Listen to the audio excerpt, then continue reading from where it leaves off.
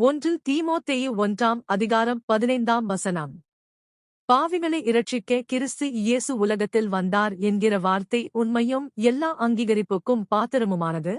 அவர்களில் பிரதான பாவி நான்.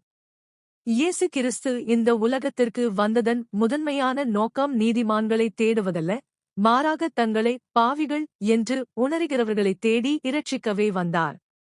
இந்தச் செய்தி ஏதோ ஒரு கதையோ அல்லது கற்பனையோ அல்ல, இது முற்றிலும் உண்மையானது. எல்லாரும் முழுமனதோடு ஏற்றுக்கொள்ள தகுதியானது. இதில் சந்தேகம் கொள்ள எதுவுமில்லை என்று பவுல் அடித்துச் சொல்கிறார்.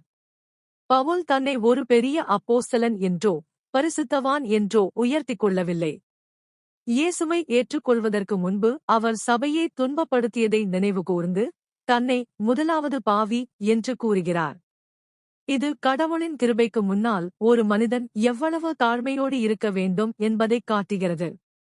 மிகப்பெரிய பாவி என்று கருதப்படும் ஒருவரையே கடவுள் மன்னித்து மாற்ற முடியும் என்றால் அவர் உங்களையும் என்னையும் நிச்சயம் மன்னிப்பார்.